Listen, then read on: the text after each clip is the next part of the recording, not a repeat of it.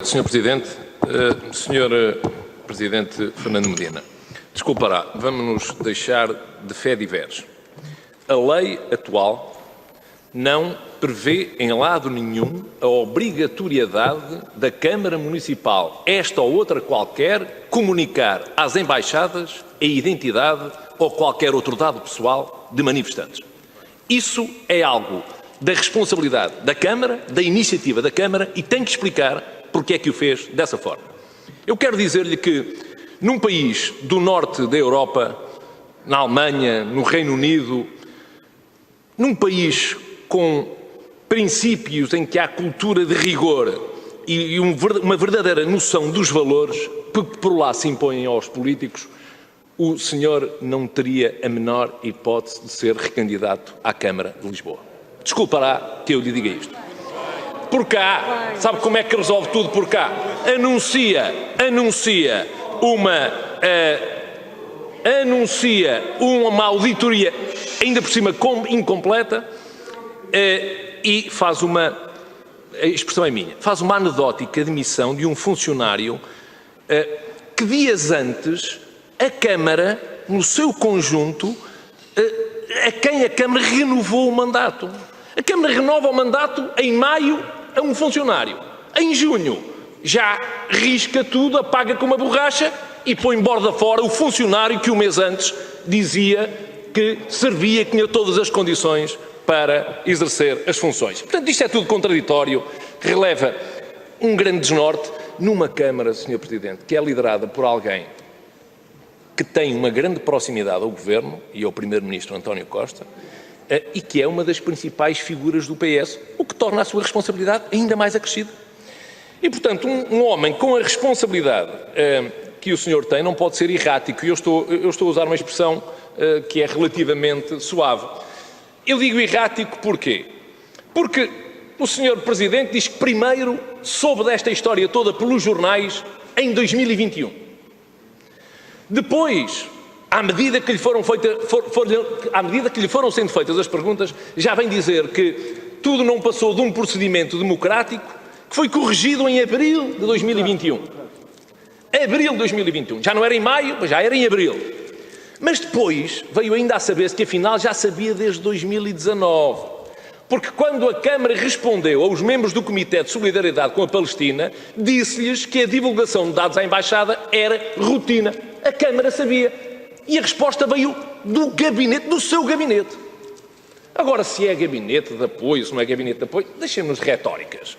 O senhor Presidente tem responsabilidade funcional pelas pessoas que trabalham consigo, mais diretamente. E a resposta não veio de um funcionário qualquer. Não se tratam relações com Estados estrangeiros através de funcionários. É através de políticos que têm essa responsabilidade. E o senhor Presidente tem essa responsabilidade. E, portanto, era primeiro 2021, depois era 2020, depois já se sabia em 2019 e agora, com a auditoria que foi ontem divulgada, já em 2018, quando os procedimentos foram alterados, se sabia que as embaixadas recebiam estes dados. E, portanto, a pergunta que eu lhe faço agora aqui, ao Sr. Presidente, para não haver mais arcas empoeiradas, olhos nos olhos, diga lá, concretamente, quando é que soube que isto aconteceu. Mas responda diretamente a isso. E, portanto, quero dizer-lhe que, como é que isto foi possível? Ou tudo se passou nas suas costas, também pode admitir isto, e neste caso estaremos perante um Presidente desautorizado, ultrapassado, ou se foi com o seu conhecimento, então estamos com problemas patológicos com a verdade. Eu até prefiro que seja a primeira questão, porque se não for, Sr. Presidente, olha, é de facto a mentira que tem perna curta e cada vez que nós tentamos repará-la, ficamos mais mancos e cada cavadela a sua minhoca. É assim que as coisas acontecem quando nós não somos verdadeiros e transparentes. Eu não estou com isto a dizer que o não foi, mas tem que explicar, porque até agora não fez nada disso. E tem que dizer outra coisa, Sr. Presidente. A Câmara de Lisboa seguiu ou não seguiu os procedimentos antes adotados pelos governos civis nas manifestações? Em segundo lugar, se sim, por que razão é que o seu antecessor e hoje Primeiro-Ministro, António Costa, de quem aliás o senhor era vereador, fez um despacho que não foi tornado público, era bom que fosse, e era bom que se percebesse sobre que informações é que ele recaiu. Mas por que razão ele fez um despacho para alterar esta prática no sentido de só serem enviados os dados à PSP e à UMAI? E por que razão é que o senhor Presidente da Câmara, que já o é há tantos anos, andou todo este tempo sem cumprir esse despacho? Não cumpriu. E sem controlar o andamento das coisas. Isto, de facto, revela uma gestão, digamos, demasiado despreocupada com coisas muito importantes. Eu falo-lhe aqui de uma questão, e não é nenhuma acusação, é apenas uma pergunta que eu vi escrita por alguém que dizia que Luís Feliciano, que o Sr. Presidente sabe quem é, recebeu a queixa dos manifestantes russos, a quem deu razão, e fez uma informação dirigida ao Presidente a comunicar que teria que participar essa queixa à CNPD. E essa informação não foi despachada e desapareceu. O Sr. Presidente chamou Luís Feliciano, o tal responsável pela proteção de dados. Peço-lhe que termine, Sr. Eu termino já e disse-lhe para apresentar admissão. Isto é ou não é verdade? Finalmente, Sr. Presidente, não resisto em dizer isto.